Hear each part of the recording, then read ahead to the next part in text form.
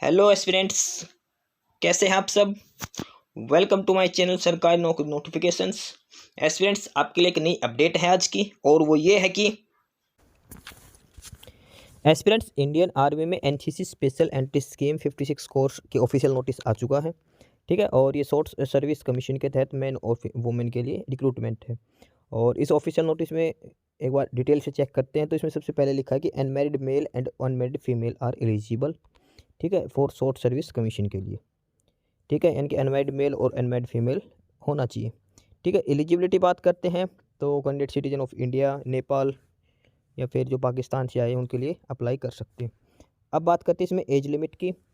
तो जो age limit है और एनसीसी कैंडिडेट्स के लिए वो मिनिमम 19 और मैक्सिमम 25, 19 से 25 साल एज होनी चाहिए। और कब के हिसाब से 1 जुलाई 2024। ठीक है, यानी कि डेट ऑफ बर्थ है वो 2 जुलाई 1999 से लेकर 1 जुलाई 2005 के बीच में होनी चाहिए। 1 जुलाई 2005 भी शामिल है इसमें और 2 जुलाई 1999 भी शामिल है। ठीक है, यानी कि एज लिमिट की बात करते हैं तो 19 से 25 साल आपकी एज लिमिट होनी चाहिए इसमें। ठीक है, इसके बाद बात करते हैं जो वो डेट ऑफ बर्थ मानी जाएगी वो आपके 10th क्लास के सर्टिफिकेट के बेसिस पे माना जाएगा इसमें। ठीक है, और इसके बाद है कि इसमें लिख रखा है candidate must note that they can appear for only one of the SSB board interview. ठीक है, किसी एक में ही अपीयर हो सकते हैं।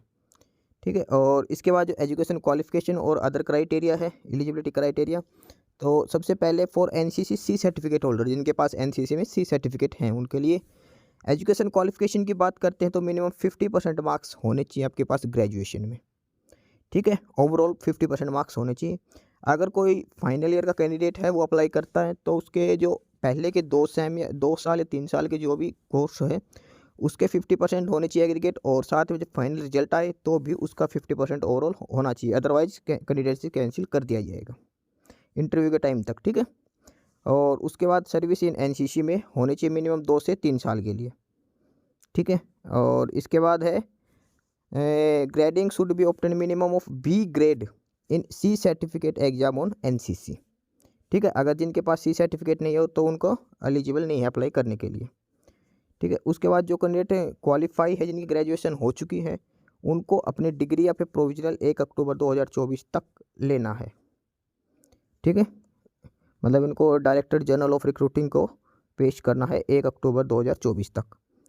जिनको ग्रेजुएशन हो चुकी है उनको अपना प्रोविजनल या फिर डिग्री सर्टिफिकेट। उसके बाद जो कैंडिडेट फाइनल ईयर में पढ़ रहे हैं तो उनको लास्ट सेम तक के रिजल्ट हैं वो 1 अक्टूबर 2024 से पहले आ जाने चाहिए, यानी कि 1 अक्टूबर 2024 तक आपकी ग्रेजुएशन कंप्लीट होनी चाहिए। ठीक है, और उसके बाद जो भी कैंडिडेट जो फाइनल ईयर में और उनका एग्जाम 1 अक्टूबर 2024 के बाद है तो वो अप्लाई नहीं कर सकते। ठीक है, ये नोट दे रखे हैं, इंपॉर्टेंट नोट है। और उसके बाद जो अगला ही पोस्ट है वो है wards of battle casualties of Indian army personnels. उसका एलिजिबिलिटी क्राइटेरिया क्या है उसमें कि killed in action, died of wound और इंजरीज, वॉन्डेड और injured and missing and presumed dead. ठीक है, तो ये कैंडिडेट्स भी अप्लाई कर सकते हैं। और इसके लिए जो क्राइटेरिया है एजुकेशन क्वालिफिकेशन की बात करें तो मिनिमम 50% मार्क्स ग्रेजुएशन में होना चाहिए, और ऐसे कैंडिडेट्स को एनसीसी सर्टिफिकेट रिक्वायर्ड नहीं है। ठीक है, ये है बैटल कैजुअलिटी वालों के लिए।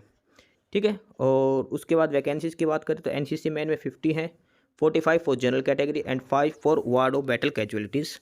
और एनसीसी वुमेन की बात करते तो इसमें 5 post, 5 post, 4 for general category और 1 for ward of battle casualties. ठीक है, ये इसमें वैकेंसीज की है। टेन्योर ऑफ एंगेजमेंट की बात करते तो स्टार्ट में 10 ईयर्स, उसके बाद 4 साल का एक्सटेंशन हो जाता है, टोटल 14 साल की इसमें सर्विस होती है मेल और फीमेल के लिए।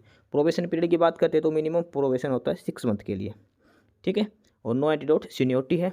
टर्मिनेशन है, टर्मिनेशन के अलग से मिसबिहेव के जो रूल्स हैं उनके बेसिस पे आपको टर्मिनेट भी किया जा सकता है।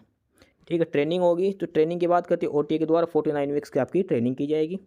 ठीक है, और उसके बाद कैंडिडेट शादी नहीं कर सकते ड्यूरिंग द ट्रेनिंग पीरियड। ठीक है, इसके बाद कॉस्ट ऑफ ट्रेनिंग के हिसाब से पर वीक का आपका 16,260 रुपये का हिसाब से, अगर आप बीच में ट्रेनिंग छोड़ते तो इसके 16,260 के हिसाब से आपके रिफंड भी लिया जाएगा।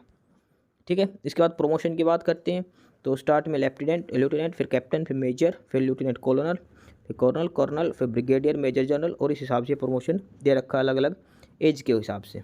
ठीक है, और इसके बाद इनका जैसे प्रमोशन होता है इनके हिसाब से इनका पे स्केल भी चेंज होता रहता है। ये इनका पे स्केल दे रखा है अलग अलग से। ठीक है, तो ये सारी इसमें डिटेल है जो भी कैंडिडेट्स अप्लाई करना चाहते हैं। और उसके बाद ये अलाउंस भी मिलते हैं अलग अलग से, para service allowance, technical allowance 2, ठीक है, इस हिसाब से अलग अलग ये अलाउंस भी इसमें मिलते हैं। ठीक है, तो ये सारी इसकी ऑफिशियल डिटेल है, चेक कर लेना। बाकी जो भी कैंडिडेट अप्लाई करना चाहते हैं वो अप्लाई कर देना, ये ऑफिशियल नोटिस है, इसके बेसिस पे आप अप्लाई कर सकते हो। ठीक है, 50 NCC के बेसिस पे है ये, इंडियन आर्मी में शॉर्ट सर्विस कमीशन में। ठीक है, तो जो भी कैंडिडेट अप्लाई करना चाहते हैं वो अप्लाई कर दे। 50 vacancies for male candidates and 5 for female candidates. बाकी नई अपडेट्स के लिए, नई इन्फॉर्मेशन के लिए आप हमारे चैनल सरकारी नौकरी नोटिफिकेशन सब्सक्राइब जरूर करें। वीडियो को लाइक करिए, शेयर करिए, जुड़े रहिए हमारे साथ। मिलते रहेंगे नए अपडेट्स के साथ। थैंक यू, तब तक के लिए बाय।